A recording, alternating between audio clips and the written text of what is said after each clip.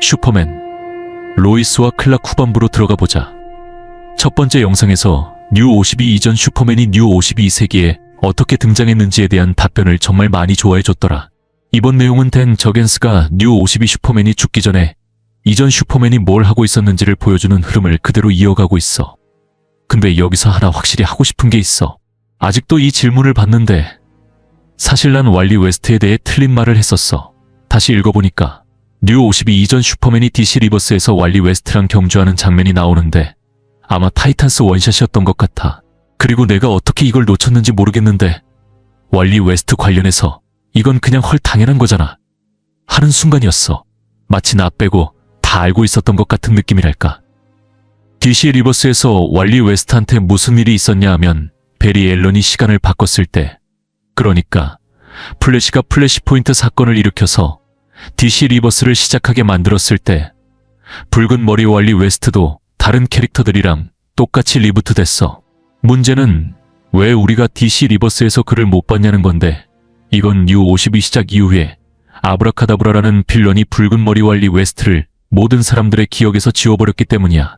그래서 아무도 그를 기억하지 못하니까 그냥 존재 자체가 사라진 거지. 결국 뉴 52 세기에서는 두 명의 왈리 웨스트가 동시에 존재하게 됐어. 하나는 뉴 52에서 새롭게 등장한 붉은 머리 왈리 웨스트, 그리고 다른 하나는 뉴 52의 흑인 왈리 웨스트야. 이제 좀 정리가 됐길 바란다. 그리고 배트맨도 비슷한 상황이었어. 난 항상 이건 뉴 52 배트맨이다라고 생각하긴 했는데 얘가 DC 세계관에서 정확히 어디에 속하는지가 좀 애매했어. 이유는 DC가 배트맨을 완전히 리부트한 것도 아니고 그렇다고 아예 안 한 것도 아니었기 때문이야. 원더우먼이나 슈퍼맨 같은 다른 캐릭터들은 리부트 될 때 이게 새 시작이다, 여기가 출발점이다 라고 딱 정해줬어. 근데 배트맨은 완전 그렇게 되지는 않았어. 그나마 배트맨 제로 이어가 새로운 기원 이야기처럼 나오긴 했는데 DC는 그걸 좀 모호하게 만들었어.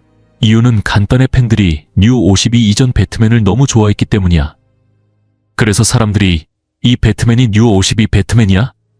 아니면 이전 배트맨이야? 라고 물어볼 때마다 DC는 그런 것 같기도 하고 아닌 것 같기도 하고 하면서 애매하게 대답했어. 계속 왔다 갔다 한 거지. 그리고 그게 바로 뉴 50T가 시작될 때였어. DC가 배트맨 시리즈를 계속 팬들에게 팔고 싶었거든. 근데 사실 그 질문이 그렇게 중요하진 않았어. 왜냐면 스콧 스나이더의 스토리텔링이 말도 안 되게 좋았고 그렉 카플로의 그림도 엄청났으니까. 올빼미 법정, 올빼미의 밤, 엔드게임, 가족의 죽음 이런 작품들은 배트맨 역사에서 손꼽힐 정도로 최고의 이야기들이었지. 하지만 여기서 중요한 건 댄 저겐스가 우리에게 말해주는 핵심이야. 뉴 52 이전의 슈퍼맨이 뉴 52 세계에서 유일한 완전한 뉴 52 이전 캐릭터라는 거야. 왈리 웨스트는 그 경주에서 슈퍼맨을 만났을 때부터 다르다는 게 확실했어. 슈퍼맨이 왈리 웨스트에게 네가 내가 알던 왈리 웨스트랑 다르다라고 말했을 때, 그리고 왈리 웨스트가 슈퍼맨을 알아보지 못했을 때 그게 확정이 된 거지. 그러니까 한 번 더 정리하면 이 왈리 웨스트는 뉴 52 붉은 머리 왈리 웨스트야. 이 이야기에서 시작할 때 슈퍼맨이 로이스 레인과 이야기하면서 이렇게 말해. 이 배트맨은 내가 알던 배트맨이 아니야. 더 젊고 경험도 부족해. 아직 완전히 숙련되지 않았어. 그러니까 이 배트맨은 확실히 뉴 52 배트맨이라는 거야. 이 얘기를 꺼낸 이유는 이 스토리가 뉴 52 이전 슈퍼맨이 뉴 52 세계로 들어오게 된 과정을 보여주면서 동시에 많은 사람들이 궁금해했던 질문들을 한 번에 해결할 수 있기 때문이야. 내 채널에서도 이런 질문들이 계속 올라왔었거든. 그래서 확실하게 정리해서 답해주고 싶었어. 그래서 현재 DC 코믹스에서 돌아다니고 있는 슈퍼맨은 유일한 뉴 52 이전 캐릭터야. 물론 뉴 52 이전 로이스 레인과 뉴 52 이전 조나단 켄트도 있긴 하지만 기본적으로 영웅들은 전부 뉴 52 버전이라는 거지.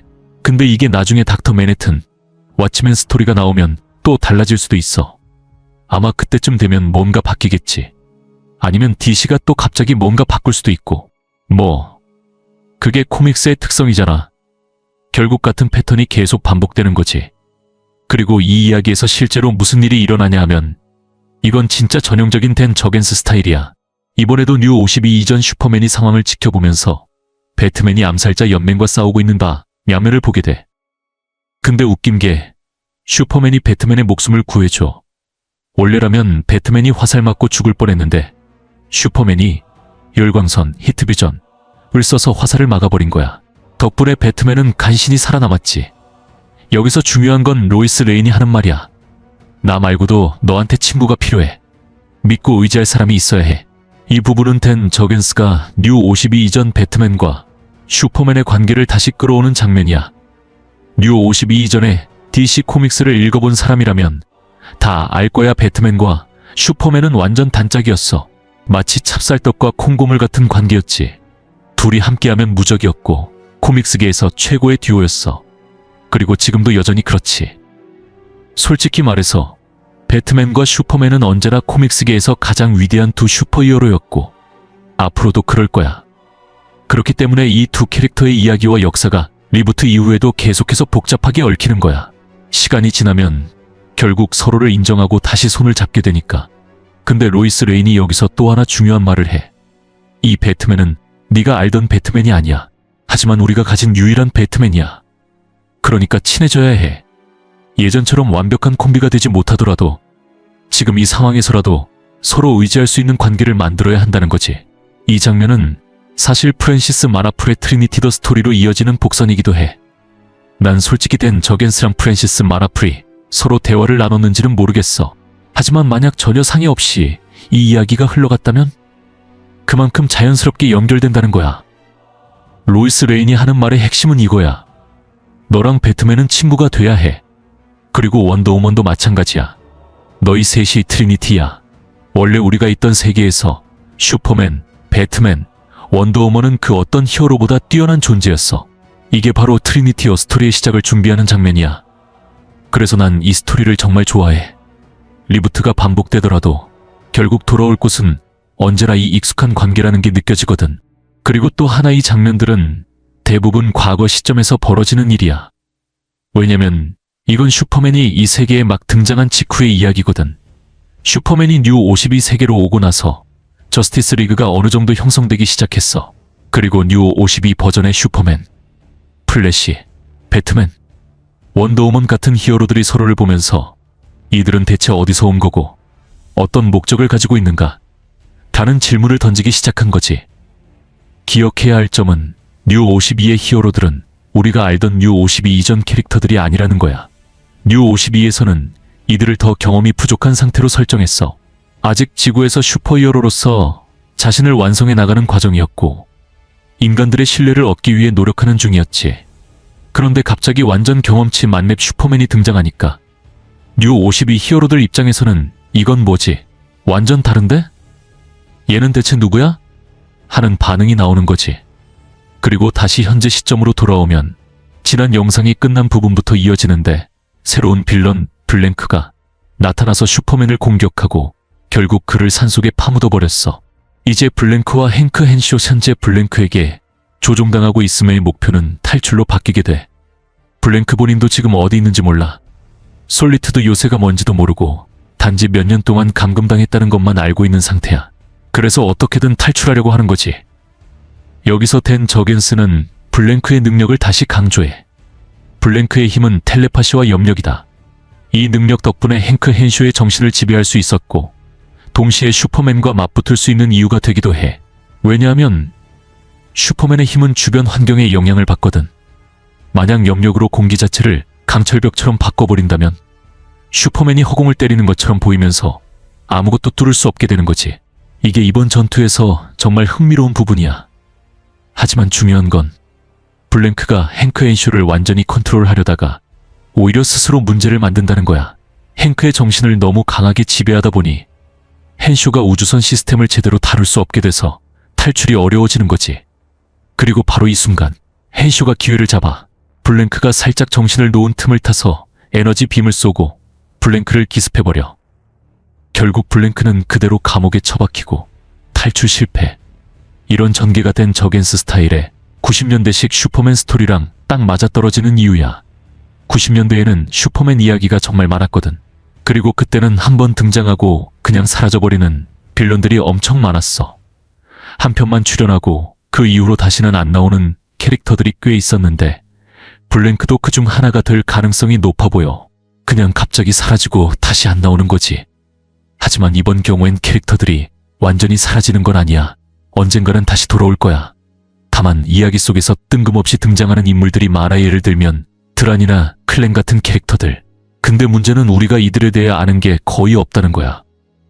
드란 같은 경우 그녀가 갇혀있는 감옥에서 나오면 바로 죽는다고 해. 근데 왜 그런지는 아무도 몰라. 클랜도 마찬가지야.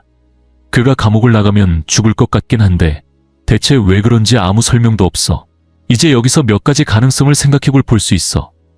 이들은 시간에 의해 뒤틀린 존재들인가? 혹시 이 세계에 원래 속해 있지 않아서 밖으로 나오면 존재 자체가 사라지는 건가? 아니면 산소가 독성이 있어서 밖에 나오면 즉사하는 건가? 진짜 아무 정보도 없어. 그리고 이게 바로 문제야. 댄 저겐스가 나중에 이 부분을 제대로 설명할지 아닐지 모른다는 점. 그리고 솔직히 말하면 저겐스 스타일상 그냥 던져놓고 안 풀어줄 가능성도 커. 이게 항상 그렇거든. 저겐스는 이야기 중간중간에 의미심장한 떡밥을 뿌리긴 하는데 정작 그걸 나중에 제대로 풀어주지 않는 경우가 많아. 아니면 아예 그냥 잊어버려서 끝까지 나오지도 않거나. 이게 바로 이야기가 난잡해지는 원인 중 하나야. 너무 많은 설정들이 한꺼번에 얽히다 보니까 가끔 이거 뭐야? 이게 왜 필요했지?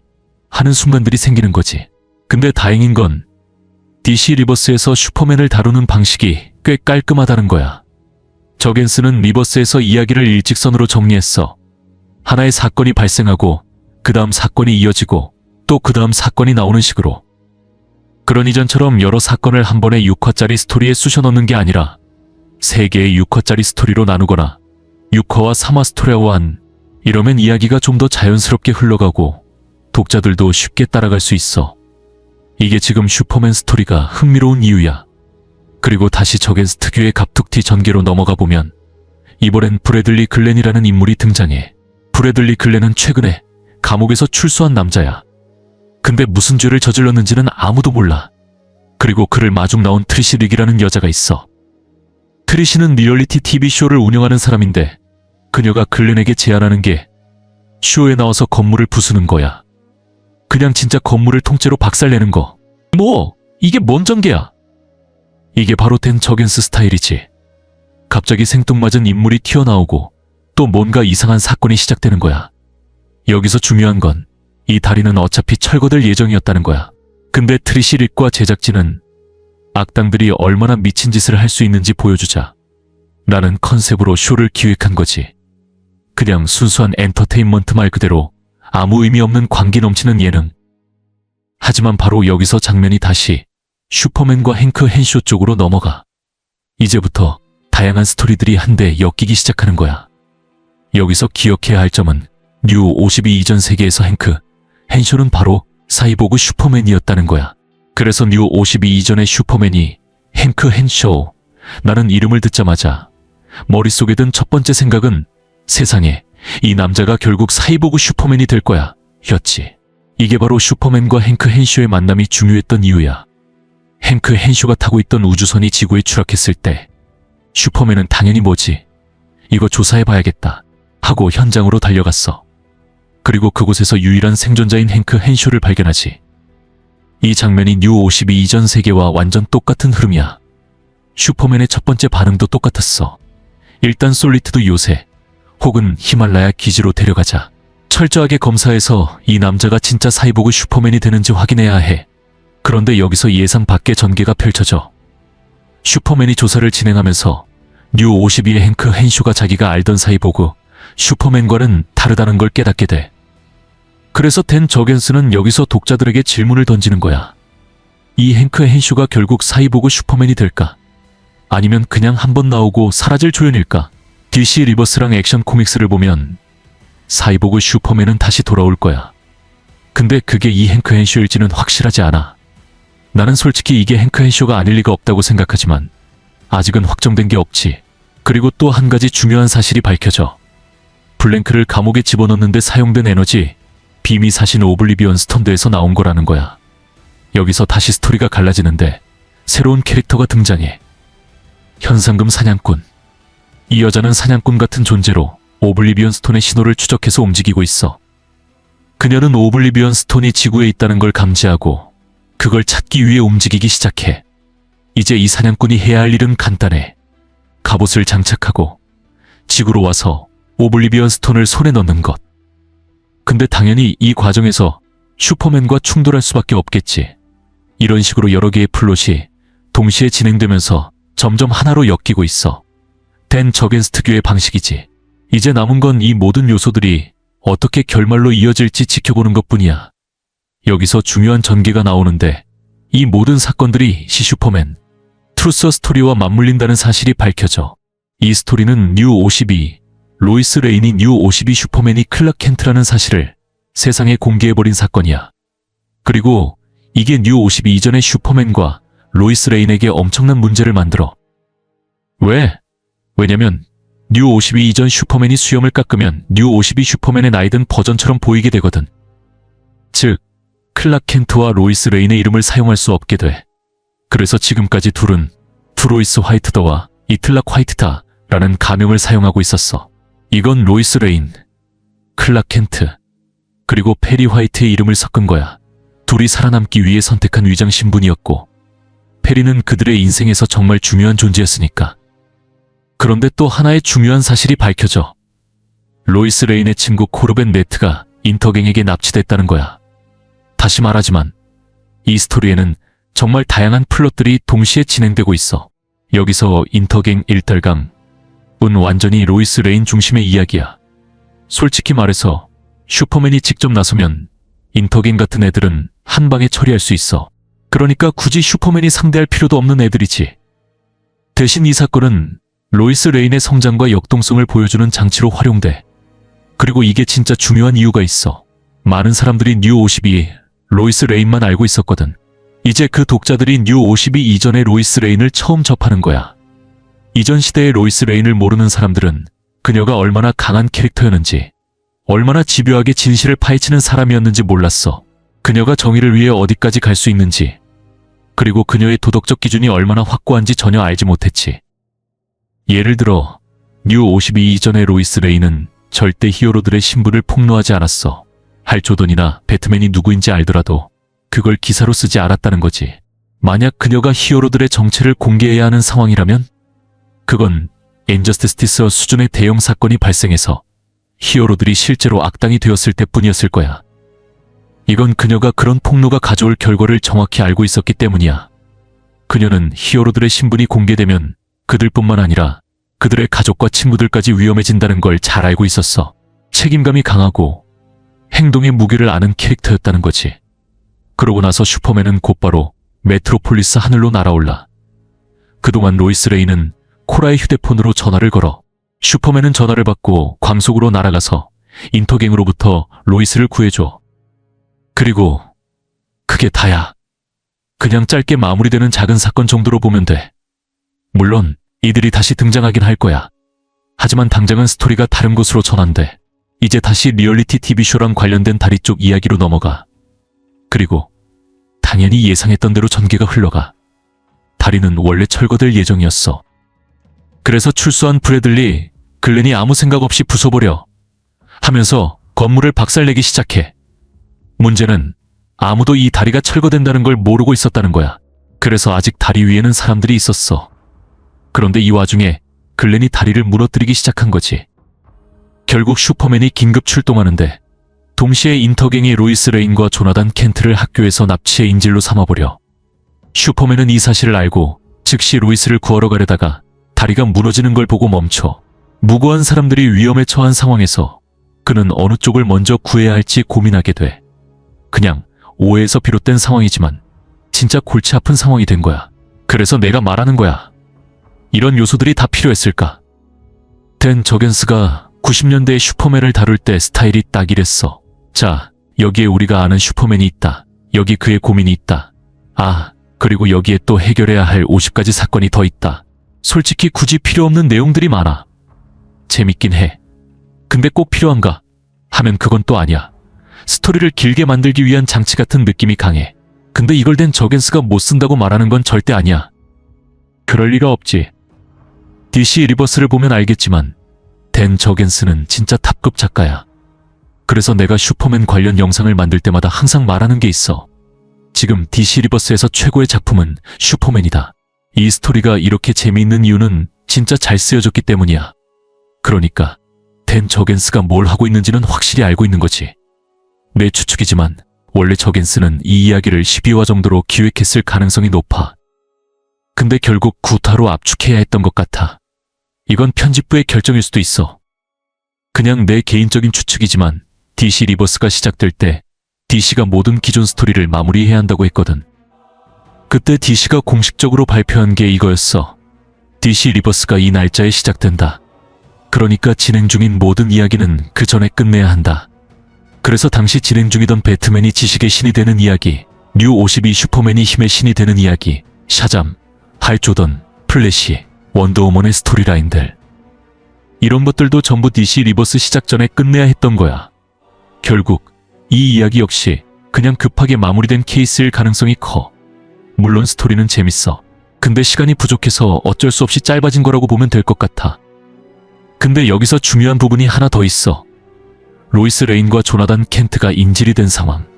이게 왜 중요하냐면 이 장면이 슈퍼맨이 로이스 레인을 위해서라면 뭐든지 한다는 걸 다시 한번 강조하는 거거든. 이전 영상에서도 언급했지만 슈퍼맨은 로이스 레인을 구하기 위해서라면 무슨 일이든 할 거야.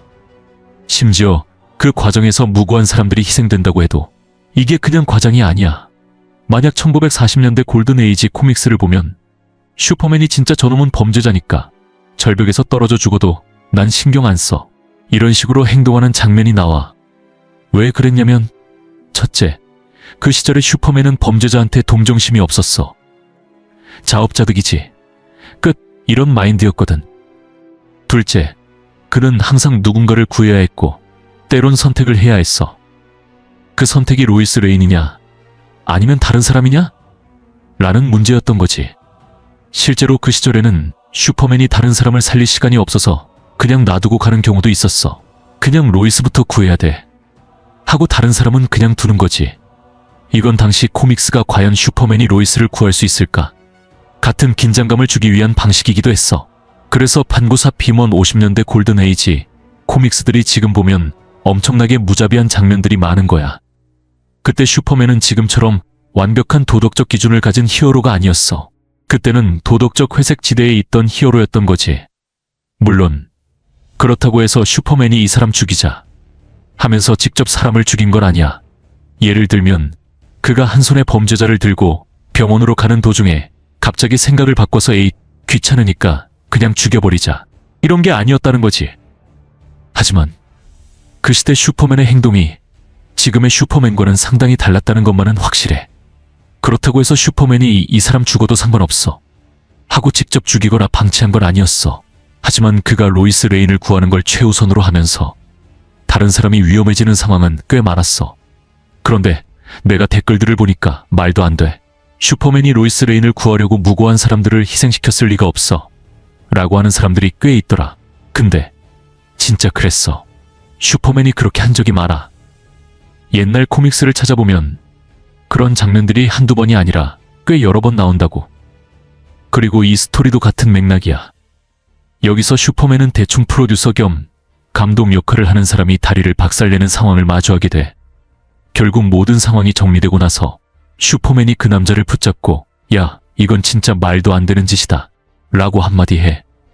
그 다음 문제를 해결하고 그 여자 감독을 신랄하게 비난하지. 솔직히 그냥 태양 속으로 던져버려도 아무도 신경 안 썼을 정도로 민폐 캐릭터야. 그리고 그는 바로 로이스 레인을 구하러 달려가.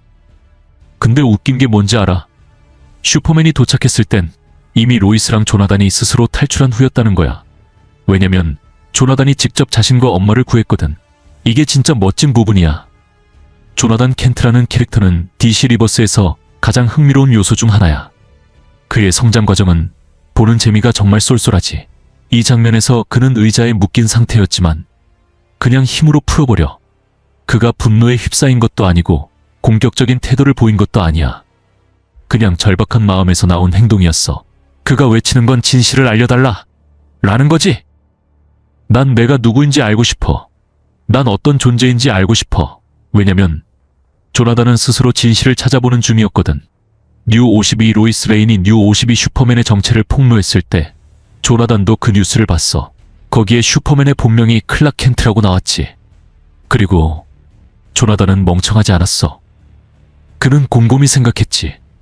이건 우연이 아닐 거야. 아빠는 항상 어딘가로 달려가서 사라지곤 했다. 아빠 이름은 클락이다. 엄마 이름은 로이스다. 그리고 슈퍼맨의 본명도 클락 켄트. 이게 단순한 우연일 리가 없었지. 설령 뉴 52 슈퍼맨과 아빠가 완전히 같은 사람이 아니라고 해도 뭔가 연관이 있을 거라고 조나단은 확신했어. 그의 아버지는 특별한 힘을 가지고 있었고 조나단 역시 뭔가 남들과 다른 걸 느끼고 있었지. 그래서 그는 계속 묻고 있었어. 나는 누구지? 나는 대체 어떤 존재지? 근데 이 모든 혼란 속에서 그들이 감금된 장소가 불타기 시작해. 조나단은 손을 뻗어 문 손잡이를 잡았어. 그런데 손이 전혀 다치지 않았어. 그는 망설임 없이 문을 열었고 그 순간 로이스와 함께 자유를 얻었어. 그리고 이 장면이 DC 코믹스에서 조나단 켄트의 능력이 처음으로 발현된 순간이야. 그가 처음으로 아버지의 힘을 물려받았다는 증거를 보여준 거지.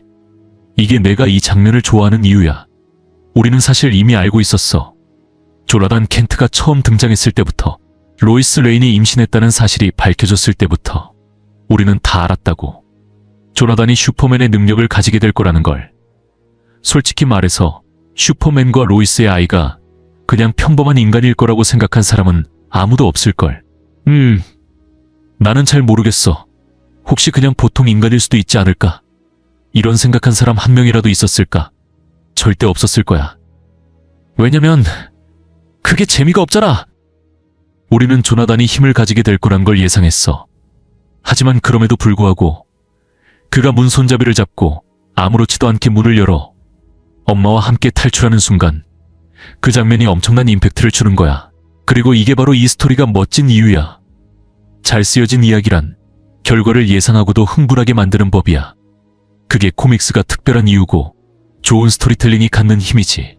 우리는 항상 알고 있어. 슈퍼맨이 로이스 레인을 구할 거라는 걸. 그녀가 무사할 거라는 걸. 근데도 우리는 여전히 조마조마하면서 생각하는 거야. 제발 슈퍼맨이 제 시간에 도착할 수 있을까? 그리고 이게 바로 좋은 스토리텔링의 마법이야. 우리는 결과를 알아도 여전히 이야기 속으로 빠져들어 진짜 슈퍼맨이 시간 맞춰 도착할까? 하고 두근거리게 되잖아. 그런데 이 순간이 정말 멋진 이유는 이야기의 초점이 슈퍼맨에서 조나단으로 완전히 옮겨졌다는 거. 이제 독자들의 반응은 바뀌었어. 세상에, 조나단이 자기 힘으로 엄마랑 탈출했어. 그럼 이제 조나단은 뭘 할까? 그는 어떤 능력을 가질까? 댄 저겐스는 여기서 확실하게 메시지를 던져. 슈퍼맨, 너희 이미 다 알잖아. 그가 얼마나 강한지, 세대마다 힘이 어떻게 변화하는지 이미 알고 있잖아. 진짜 중요한 건 조나단이야. 그는 아직 어리고, 그는 아직 새로운 캐릭터고, 그는 이제 막 DC 코믹스 세계에 발을 들인 신생 영웅이야. 그렇다면 그의 미래는 어떤 모습일까? 솔직히 말해서 나는 이 부분이 제일 흥미로워. 슈퍼맨의 미래는 이미 우리가 알고 있지만 조나단의 미래는 아직 완전히 미지수니까 이제 다시 현상금 사냥꾼 티하우스트 쪽으로 넘어가 보자. 그녀는 계속 오블리비언 스톤을 추적하고 있어. 그리고 여기서 중요한 사실이 밝혀지지. 이 돌이 원래 행크 해쇼, 그의 아내, 그리고 여러 과학자들이 탐사 중에 발견한 물건이라는 거야. 헨쇼는 이 돌을 이용해서 힘을 얻었어. 하지만 그가 직접 초능력을 갖게 된 게 아니라 돌을 이용해서 현실을 조작한 거였지. 그런데 중요한 건 슈퍼맨이 로이스와 조나단을 구한 후, 그리고 로이스가 슈퍼맨, 우리를 구한 건 조나단이었어. 너 아니야. 조나단이 너와 같은 힘을 가지고 있어. 이렇게 말한 순간부터 조나단이 어떤 존재인지, 그가 어떤 능력을 가질지에 대한 논의가 시작되려다가 멈춘다는 거야. 그리고 이게 진짜 대단한 부분이야. 지금 당장 조나단의 미래를 다 풀어버리지 않고 딱 궁금증이 극대화된 상태에서 다음 스토리로 넘어간다는 거지. 이게 바로 댄 저겐스의 강점이야. 그는 이야기의 템포를 조절할 줄 알아. 너희가 조나단에 대해 궁금하지. 하지만 지금 당장은 기다려야 해. 그게 독자들을 계속 붙잡아 두는 힘이야. 이 스토리의 멋진 점 중 하나는 이 슈퍼맨, 로이스 앤 클락드에서 바로 이 슈퍼맨, 리버스와 액션 코믹스, 리버스로 자연스럽게 이어진다는 거야. 이 전환이 너무 부드러워서 그냥 한 시리즈에서 다음 시리즈로 바로 넘어가도 위화감이 전혀 없어. 왜냐면 바로 다음 스토리에서 슈퍼맨이 조나단에게 가르치기 시작하거든. 어떻게 히어로가 되는지, 자신의 힘을 어떻게 사용해야 하는지, 왜 슈퍼맨은 오랫동안 그 코스튬을 입었는지, 왜 한동안 검은색 슈트를 입었는지, DC 리버스에서 다시 파란색, 빨간색, 노란색 코스튬으로 돌아온 이유는 뭔지, 왜 바지 위에 속옷, L 입는 전통을 유지하는지, 이 모든 걸 조나단에게 진정한 히어로란 무엇인가 그를 가르치면서 풀어나가는 거야. 그리고 또 하나 흥미로운 사실이 밝혀지지. 행크 헨슈가 가지고 있던 오블리비언 스톤은 사실 절반짜리라는 거야. 그러면 나머지 절반은 어디에 있을까? 바로 솔리트드 요새에 있었던 거야. 그리고 댄 저겐스는 이걸 엄청 빠르게 정리해버려. 이게 또 저겐스 스타일이야. 이야기 마무리, 빠르게 정리하고 다음 이야기로 넘어가자. 하지만 동시에 조나단 켄트라는 캐릭터를 깊이 탐구할 준비도 함께하고 있어. 솔직히 말해서 슈퍼맨 스토리들이 진행되면서도 진짜 중심은 조나단 켄트야. 슈퍼맨은 여전히 중요한 캐릭터지만 이야기의 진짜 핵심은 조나단이 어떻게 성장하는지에 맞춰져 있어. 그리고 슈퍼맨이 하는 행동들조차도 조나단에게 가르침을 주기 위한 것들이야. 어떻게 히어로가 되는지, 힘을 어떻게 사용해야 하는지, 이런 힘을 가진다는 게 무슨 의미인지. 그리고 가장 멋진 장면 중 하나가 나오지. 조나단이 비행을 배우려고 한다는 거야. 그는 계단 위에서 점프하면서 어떻게 하면 날 수 있을까? 하고 계속 시도해봐. 이게 너무 좋았던 게 진짜 현실적으로 느껴졌어. 우리는 실제로 초능력을 배울 기회가 없지만 이 장면이 마치 우리가 뭔가 새로운 걸 배울 때랑 비슷한 느낌을 주는 거야. 왼손으로 글씨 쓰는 걸 처음 배우는 느낌. 머리를 두드리면서 배를 문지르는 동작을 동시에 해보려는 느낌. 자전거를 처음 타려고 할 때의 어색함. 그런 현실적인 감각이 있기 때문에 조나단의 성장이 더 몰입감 있게 다가오는 거지. 이건 마치 할 수 있을 것 같은데 뭔가 아직 안 되는 느낌 같은 거야. 그리고 바로 이게 조나단의 상황을 더 멋지게 만드는 이유야. 그는 이미 아버지의 힘을 물려받았다는 걸 증명했어. 불타는 문을 맨손으로 잡고 열어버렸을 때부터 그는 초인적인 힘과 내구성을 가지고 있다는 게 확실해졌지. 그러면 이제 남은 질문은 이거야. 아버지가 할 수 있는 모든 걸 조나단도 할 수 있다면? 아버지가 날 수 있다면? 그럼 조나단도 날 수 있어야 하는 거 아니야? 근데 왜 아직 못 날고 있는 거지? 이게 바로 조나단의 성장 스토리에서 가장 흥미로운 부분이야. 그가 단순히 슈퍼맨의 복사본이 아니라 스스로 자신의 능력을 발견하고 한계에 도전하는 과정을 보여주는 거니까. 하지만 이 장면에서 초점은 다시 슈퍼맨과 하우스의 전투로 돌아가. 하우스가 솔리트드 요새에 있는 오블리비언 스톤의 나머지 조각을 노리고 있다는 게 확실해졌어. 그리고 여기서 중요한 포인트가 하나 있어. 댄 저겐스는 하우스를 완전히 끝내지 않고 언젠가 다시 돌아올 거다라는 암시를 남겨둔다는 거야. 즉, 이 캐릭터는 이후에도 다시 등장할 가능성이 크다는 거지. 그리고 또 다른 등장인물이 나오지. 미국 정부의 체인버스 요원. 그는 계속해서 슈퍼맨을 추적하고 있었어. 기억해야 할 점은 뉴 52세기에서 이전 슈퍼맨이 처음 등장했을 때 그는 완전히 그림자 속에서 활동했다는 거야. 그리고 체인버스는 계속 궁금했지. 이 정체불명의 남자는 누구지? 기차 충돌을 막는 이 남자는 누구야? 뉴 52 슈퍼맨도 모르는 이상한 빌런들을 처리하는 이 사람은 누구냐고. 배후에서 몰래 움직이는 이 존재는 도대체 누구야? 그게 체인버스의 역할이었어. 그는 이 미스터리한 슈퍼맨이 누구인지 밝혀내려는 인물이었지. 그리고 마침내 슈퍼맨과 하우스의 전투가 마무리되고 하우스는 결국 포기해. 좋아, 오늘은 물러나지. 하지만 언젠가 다시 돌아올 거야. 그리고 이렇게 하우스는 퇴장하지만 분명히 후속 스토리를 위한 떡밥이 남겨진 상태야. 그리고 이걸로 하우스의 이야기는 일단락돼. 물론 언젠가는 다시 돌아올 가능성이 크지만 지금 당장은 여기서 퇴장. 한편 체인버스 요원은 여전히 답을 찾지 못한 채 남겨져. 겉으로 보면 이 장면은 그냥 던져놓고 지나가는 순간 같아 보일 수도 있어. 하지만 댄 저겐스는 단순히 넘어가는 게 아니야. 사실 여기서 정말 흥미로운 걸 보여주고 있어. 체인버스를 아무 답도 얻지 못한 채 밤담치 슈퍼맨과 일반 인간의 차이를 극적으로 보여주는 거야. 슈퍼맨은 모든 권력과 통제의 영역을 초월한 존재야. 만약 미국 정부가 저 슈퍼맨 좀 위험한데 제거해야겠다 라고 생각했다면 행운을 빌어야겠지. 그게 가능할 리가 없잖아. 크립톤 합법 없으면 방법도 없고 설령 있다 하더라도 이 세계의 크립토나이트가 과연 뉴 52 이전 슈퍼맨한테도 통할까? 여기서 또 새로운 의문이 생기는 거지. 뉴 52 이전 슈퍼맨이 이 세계에서 완전히 면역일 수도 있는 거 아니야? DC가 이 설정을 어디로 끌고 갈지는 모르겠지만 확실한 건 전 세계 정부들이 슈퍼맨 같은 존재 앞에서는 무력하다는 걸 여주는 장면이라는 거야. 이게 바로 뉴 52 이전 슈퍼맨이 진짜 멋진 캐릭터였던 이유 중 하나야. 그는 불필요한 힘의 과시를 하지 않았어. 내가 세계 정부를 박살내야겠다. 같은 생각도 안 했고, 물론 빌런을 상대로는 강력한 힘을 보여줬지만 그가 진짜 힘을 과시하는 순간들은 오히려 이런 장면에서 나오는 거야. 예를 들어 체인버스 같은 평범한 인간이 슈퍼맨한테 내가 원하면 정보를 얻을 수 있어 라고 말했을 때 슈퍼맨이 그냥 오늘은 안 돼 하고 떠나버리는 거지. 그리고 체인버스는 속수무책으로 바라볼 수밖에 없어. 이게 진짜 멋진 비교야. 이게 슈퍼맨의 힘을 보여주는 또 다른 방식이야. 그가 할 수 있는 일과 평범한 인간이 절대 할 수 없는 일을 비교해서 확실하게 보여주는 거지. 체인버스는 아무것도 할 수 없어. 그가 뭘 할 수 있겠어? 총이라도 쏜다고? 좋아. 슈퍼맨은 그냥 계속 날아가겠지. 총알이 맞았다는 사실조차 모를 수도 있어.